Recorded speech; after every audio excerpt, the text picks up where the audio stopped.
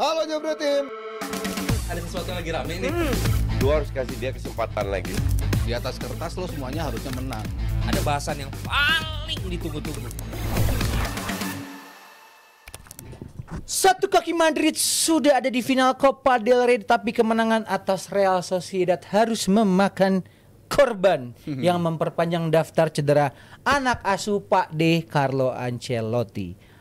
Rizal, Ceballos jadi korban dari kemenangan ini. Dan kita ngelihat juga ya Madrid backnya tuh masih banyak yang belum balik kan? Apa udah ada yang balik? Alaba udah mulai bisa Alaba udah mulai dipakai balik. lagi. Si Alaba udah mulai sepekan 2 pekan terakhir udah mulai tersedia lah. Tapi ya hilangnya Ceballos ini jelas kerugian besar banget sih. Iya. Setelah dia dididik sama Arsenal, dia musim sekarang ini setelah kepergian Cruz, jadi kayak dapat perannya lebih penting gitu. Walaupun telat juga nyadar ya di 4 bulan pertama Lebih belum baik nyadar. telat daripada tidak sama sekali, bukan? Akhirnya Iya. ketemu juga dan dia tuh ibarat puzzle yang ngelengkapin lini tengah Madrid lah. Nawarin dimensi yang berbeda banget dibandingkan sama Cruz, tapi at least ya ini tugas gelandang. Dia ngasih opsi passing yang benar, selalu tersedia di fase-fase untuk build up. Jadi gua rasa ini pemain musim ini ternyata jadi perannya penting banget.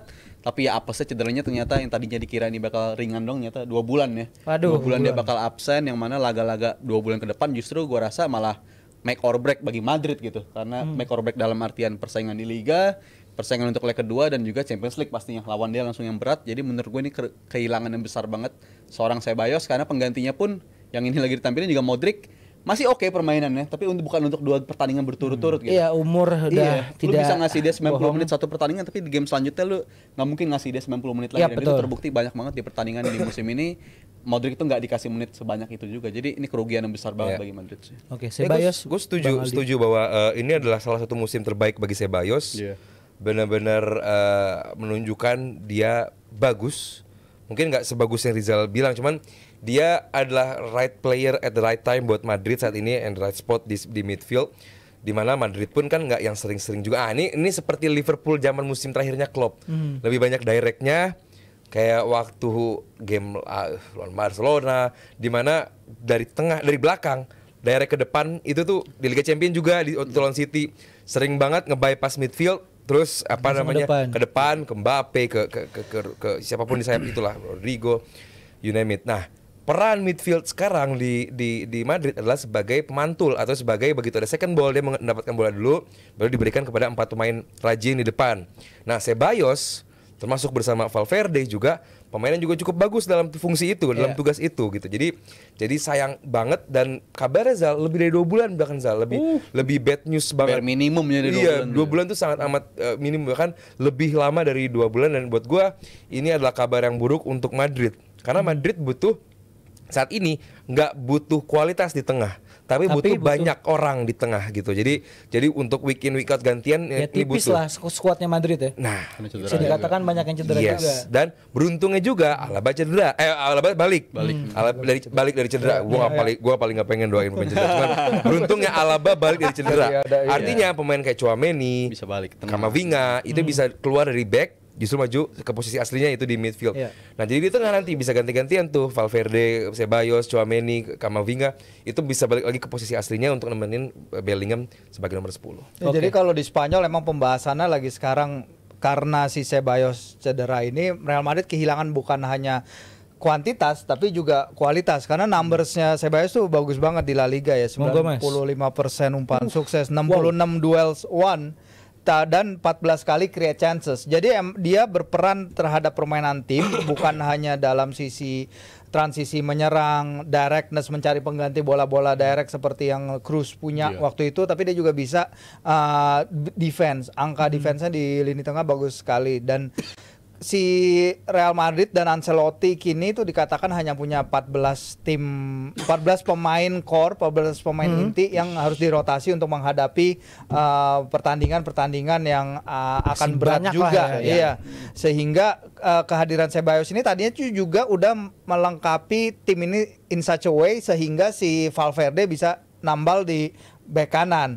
Karena si Valverde, dan Valverde mainnya bagus juga di bek kanan. Nah, ketika si Ceballos harus absen, ini struktur keseimbangan timnya akan berubah lagi nih. Karena kalaupun yang balik Alaba pun di sisi kiri bisa jadi akan ada pergantian-pergantian lain untuk mengisi posisi sisi kanan itu. Apalagi sekarang cederanya Ceballos berbarengan dengan scoring-nya Bellingham. Jadi dua pemain besar itu di lini tengah hilang di bagi Real Madrid. Jadi pembicaraannya di situ, sehingga apa yang tadinya tadi si Rizal udah bilang Ancelotti perlu waktu lama untuk nyari bagaimana main tanpa bola-bolanya. Kroos sudah ketemu di Ceballos ketika udah lagi cederanya juga sebenarnya nggak terlalu penting kan, menit 92 50-50 bola dikejar kena sama Kubo sehingga ya itu tadi masalah cedera yang jadi hantu bagi Real Madrid beberapa tahun terakhir kembali menghampiri. Tapi antisipasinya kalau misalnya ternyata kan Ceballos di bawahnya Ancelotti menemukan perannya gitu. Tadi gue ngambil juga kata Aldi. Nah, kalau menurut lo Mas dengan tadi mentereng juga secara number statistiknya gitu. Sekarang kalau mungkin dari lo bertiga, dari Mas Firzi dulu, apa yang harus dilakukan oleh Ancelotti nih dengan jadwal masih padat juga, pemain tipis, harus apa yang dilakukan dia kan, Ancelotti? Kita tahu Ancelotti suka ketemu solusi yang out of the box ya. Beberapa pemain dia mainin di luar posisi tapi pemainnya bisa perform gitu.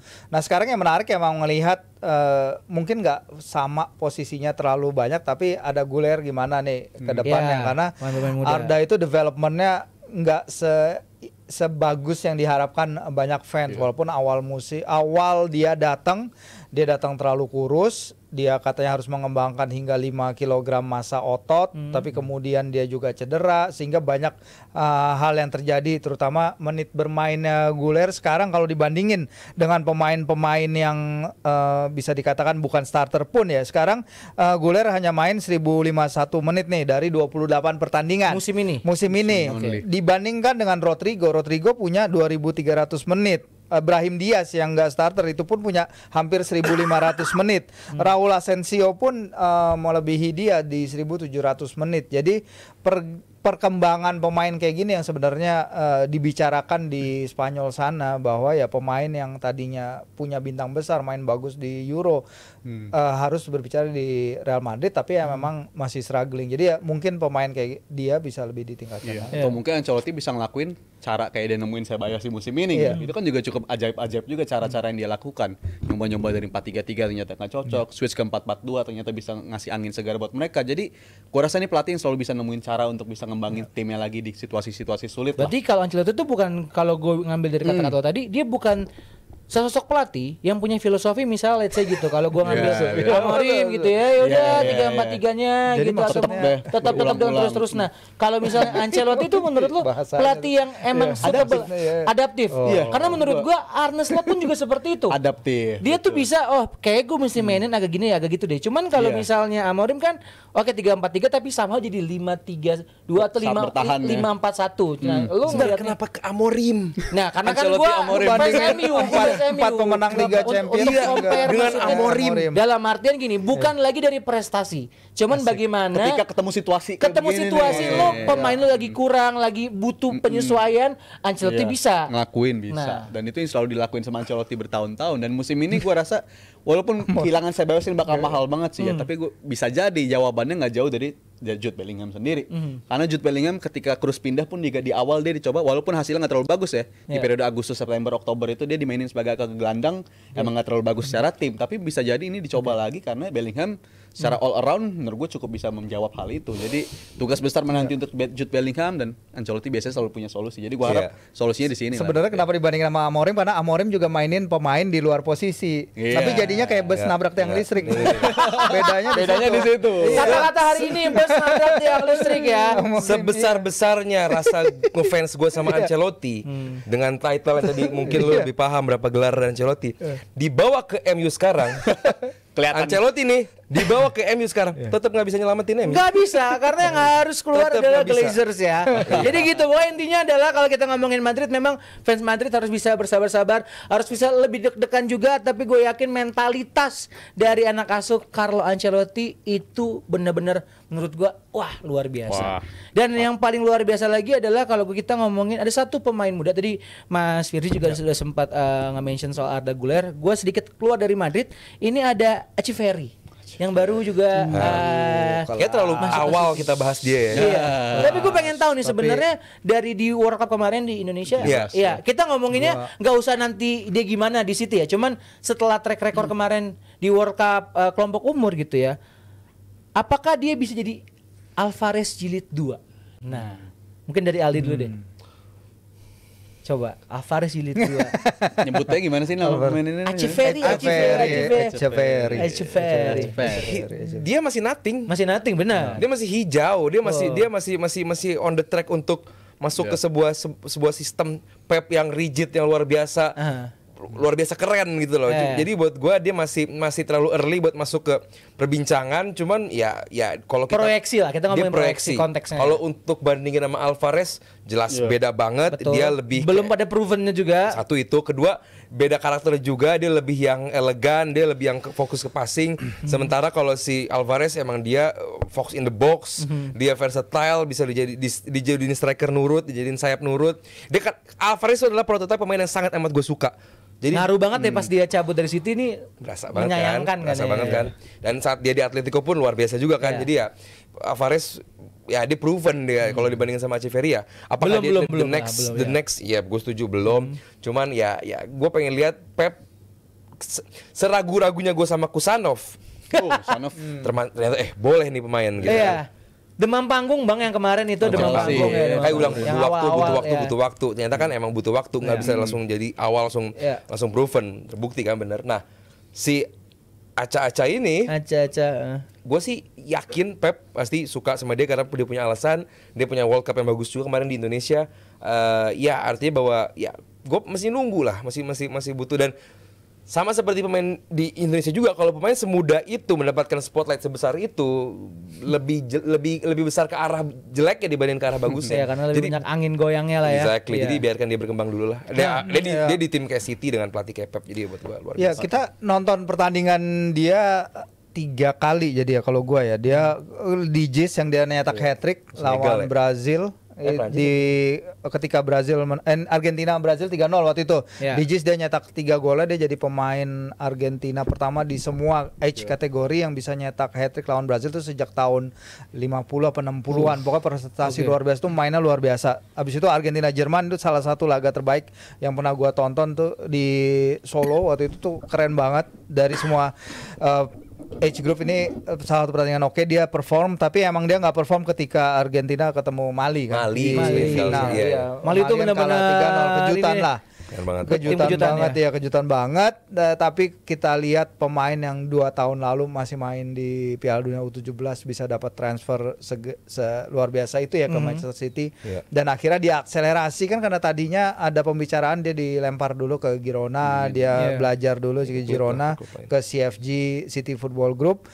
Tapi akhirnya City memutuskan untuk menarik dia langsung ke tim utama tuh suatu kepercayaan yang luar biasa terhadap si Echeverri sendiri. Dia bergabung dengan core tim yang mungkin akan jadi siklus Pep berikutnya ya. Bersama Vitor Reis yang juga main di Piala Dunia U17 bersama Brazil. Terus juga ada si Abdul Qadir Kusanov. Jadi memang kita lihat nih PR besarnya Pep sebenarnya Mas ya. Karena dia memulai siklus baru, benar tadi kata lo. Terus juga menurut lo track record Pep sendiri untuk bisa nge-nurture pemain-pemain muda tuh lu punya tanggapan sendiri nggak? Tadi kan lu udah nyebut juga sama Aldi ya Kusanov atau mungkin Echeverri juga. Lu ngelihatnya proyeksi kedepannya seperti apa? Ya kita tahu dia kan pingin pemain muda yang nurut ya. Karena kalau kita ketemu kalau kita lihat itu yang contohnya susah zaman sekarang tuh. Anak muda yang nurut karena Cole Palmer berkali-kali dia bilang saya layak starter. Habis itu udah pergi aja lu kalau mau starter. Ternyata perform juga. Dan kita lihat banyak pemain lain penyerangnya si Ipswich kan juga dari Delap. City kan, Liam Delap, terus habis itu si Romeo Lavia juga Rogers dari Morgan Rogers, iya yang selebrasinya kan jadi sama itu kan. Iya kita lihat karena di sini ada masalah si Foden kalau gue bilang. Mungkin nggak harus Kenapa diakselerasi. masalah? Foden is not the same player seperti yang tahun lalu. Entah apa masalahnya. Overhype footballer. Kalau Kevin De Bruyne dia bukan the same player, ngertilah dia cedera, dia udah 33 Usia, tahun dan lain-lain. Ilkay Gundogan kalau dia bukan same player setelah dia pergi dari Man City dan dia bergabung di Barcelona, kita ngerti. Tapi Foden kenapa? Seharusnya dia peaknya tuh sekarang dan dia seharusnya gendong. Nah, karena dia juga nggak dalam performa bagus, makanya mungkin itu alasannya Echeverry diakselerasi untuk langsung balik. Karena pembicaraannya ketika berita awal si Echeverry ini dipastikan transfernya ya itu 2024 awal tahun lalu ya. Ya, udah. dari Itu lama. emang pembicaraan bahwa dia akan dipindahkan, dia akan dipinjamkan dulu, dia nggak akan bisa deh dapat waktu main, Which is pemain-pemainnya idealnya lagi hebat, begitu. gitu. Iya, mungkin idealnya seperti itu. Kalau pemain-pemain di atasnya Grealish Perform. juga nggak bisa Apa kabar tuh pemain ya? Grealish juga jauh dari performanya, banyak yang nggak perform sehingga ya mungkin si Pep akan lebih percaya kan pemain-pemain muda ini. Dan emang kelihatan ini tim yang butuh penyegaran banget sih. Ya. Kemarin lawan Spurs ya, walaupun ini Spurs ya, tapi bisa kelihatan template-nya lebih mendingan lah. Semua menang lawan Spurs kecuali Udah lah ini. Spurs sama MU Leicester aja jumlah gol bulu sama loh. Hampir identik ya deh. Ini Leicester aja Sama menang sama United ini Spurs. persaingannya. Tapi dari Iya. segi Lanjut. dibutuhkan pemain-pemain yang segar-segar kayak begini. Kayaknya Pep juga udah sayangnya pemain-pemain senior kayak ibarat ban udah pada getas nih ya. Emang udah perlu diganti dan pemain-pemain kayak begini yang dibutuhkan. Dan dari rekam jejak City kan juga tadi Julian Alvarez sudah disebutin. Dulu Gabriel Jesus juga datang kan di usia-usia muda juga. Dealnya dari setahun sebelumnya tapi datangnya setahun setelahnya. Iya. Jadi gua rasa ini good deal. Kesukaan. Ini bisnis-bisnis yang menurut gue cukup pinter. Kalaupun secara level bisnis bisa aja ini pemain bukan long term sebagai solusi buat pemain doang, bisa jadi untuk bisnis dijual lagi itu terbuka juga tuh kayak begitu. Jadi ini memang yang sangat dibutuhkan oleh City dan dari liga-liga sana kan memang potensial banyak banget ya. Liga-liga yang mana Echeverry ini main. Dulu Real Madrid juga banyak banget ngelakuin hal kayak gitu.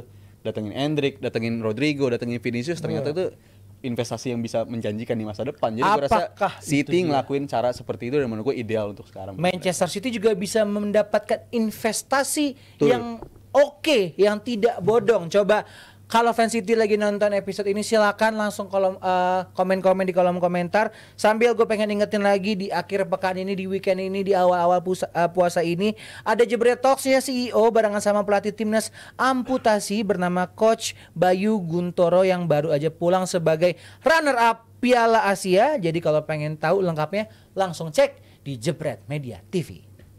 Halo Jebret Tim. Ada sesuatu yang lagi rame nih. Lu harus kasih dia kesempatan lagi. Di atas kertas lo semuanya harusnya menang. Ada bahasan yang paling ditunggu-tunggu.